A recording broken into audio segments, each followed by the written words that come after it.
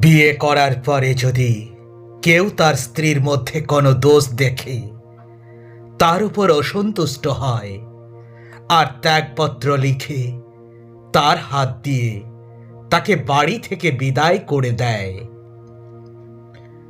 আর স্ত্রী লোকটি তার বাড়ি থেকে চলে গিয়ে অন্য এক পুরুষের স্ত্রী হয় এবং তার দ্বিতীয় স্বামীও যদি পরে তাকে অপছন্দ করে,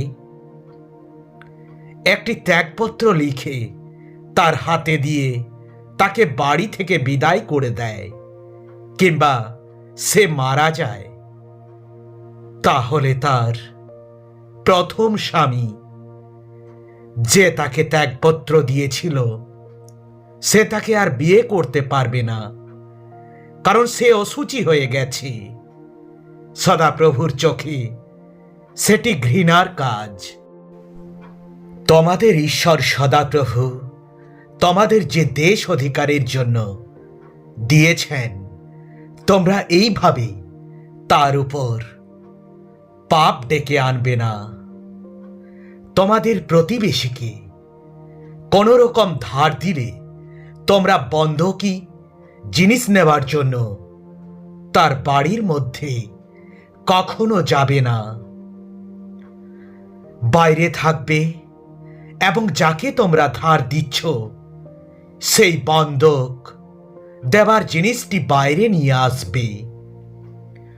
যদি সেই প্রতিবেশী গরিব হয় তবে তোমরা তার বন্ধকি জিনিসটি রেখে ঘুমাতে যাবে না।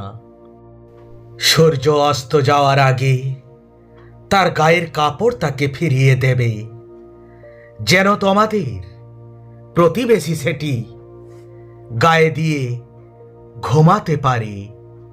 এতে সে তোমাদের ধন্যবাদ দেবে এবং তোমাদের ঈশ্বর সদাপ্রভুর চোখে এটি তোমাদের ধার্মিকতার কাজ হবে। যেদিন মজুর গরিব বা অভাবগ্রস্ত তার কাছ থেকে সুবিধা নেবে না, সেই মজুর এক ইসরায়েলি ভাই কিংবা একজন বিদেশি যে তোমাদের কোনো এক নগরে বাস করেছে, প্রতিদিন সূর্য অস্ত যাওয়ার আগে তার মজুরি দিয়ে দেবে, কারণ তারা গরিব এবং তার উপরেই নির্ভর করে। তা না করলে তারা তোমাদের বিরুদ্ধে সদাপ্রভুর কাছে কাতর হয়ে বিচার চাইবে আর তোমরা পাপে দোষী হবে। ছেলে মেয়েদের পাপের জন্য বাবাকে কিংবা বাবার পাপের জন্য ছেলে মেয়েদের মেরে ফেলা যাবে না। প্রত্যেকেই তার নিজের পাপের জন্য মরতে হবে। বিদেশীর কিংবা পিতৃহীনদের বিচারে অন্যায় করবে না, অথবা কোনো বিধবার কাছ থেকে বন্ধক হিসেবে তার গায়ের কাপড় নেবে না। তোমরা মনে রাখবে, তোমরা মিশরে দাস ছিলে আর তোমাদের ঈশ্বর সদাপ্রভু সেখান থেকে তোমাদের মুক্ত করে এনেছেন। সেই জন্য আমি তোমাদের এসব করার আজ্ঞা দিচ্ছি। তোমাদের জমির ফসল কাটবার পরে যদি শস্যের কোনো আটিও তোমাদের সঙ্গে নিয়ে যেতে ভুলে যাও, তবে সেটি নেবার জন্য আর ফিরে যেও না। বিদেশীর, পিতৃহীনদের এবং বিধবার জন্য সেটি রেখে দেবে, যেন তোমাদের ঈশ্বর সদাপ্রভু সব কাজেই তোমাদের আশীর্বাদ করেন। জলপাই পাড়বার সময় তোমরা একই ডাল থেকে দুইবার ফল পাড়তে দ্বিতীয়বার যাবে না। যা থেকে যাবে তা বিদেশীর, পিতৃহীনের এবং বিধবার জন্য সেটি রেখে দেবে। মনে রাখবে, তোমরা মিশরে দাস ছিলে, সেই জন্য আমি তোমাদের এসব করার আজ্ঞা দিচ্ছি। লোকদের মধ্যে যখন ঝগড়া হবে, সেই বিষয় যেন আদালতে নিয়ে যাওয়া হয়, তবে বিচারকেরা তার বিচার করে নির্দোষকে নির্দোষ এবং দোষীকে দোষী বলে রায় দেবে। দোষীর যদি মার প্রাপ্য হয়, বিচারক তাকে মাটিতে শুইয়ে দোষ অনুসারে যে কটি চাবুকের ঘা তার পাওনা তা তার উপস্থিতিতে দেওয়া যাবে, কিন্তু বিচারক তাকে 40টার বেশি ঘা দিতে পারবে না।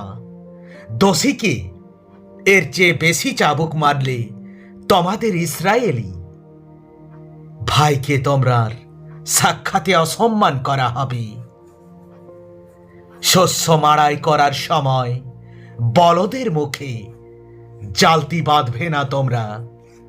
ভাইয়েরা যদি একসঙ্গে বাস করে এবং এক ভাই ছেলে না রেখে মারা যায়, তবে তার বিধবা স্ত্রী পরিবারের বাইরে আর কাউকে বিয়ে করতে পারবে না। তার স্বামীর ভাই তাকে বিয়ে করবে এবং তার প্রতি স্বামীর ভাইয়ের যে কর্তব্য তা পালন করবে সে। তোমাদের ঈশ্বর সদাপ্রভু যে দেশ তোমাদের অধিকারের জন্য দিয়েছেন, সেটি অধিকার করে সেখানে তোমরা যখন বাস করবে, তখন তোমাদের ঈশ্বর সদাপ্রভুর দেওয়া দেশের জমিতে তোমরা যেসব ফসল ফলাবে, তার প্রথম তলা কিছু ফসল টুকরিতে রেখে দেবে। তোমাদের ঈশ্বর সদাপ্রভু নিজের নামের জন্য যে জায়গা তার বাসস্থান হিসেবে মনোনীত করবেন, তোমরা সেখানে সেই ফসল নিয়ে যাবে। সদাপ্রভু আজকে ঘোষণা করেছেন যে তার প্রতিজ্ঞা অনুসারে তোমরা তারই প্রজা এবং তার নিজের মূল্যবান সম্পত্তি হয়েছ ও তার সমস্ত আজ্ঞা পালন করবে তোমরা।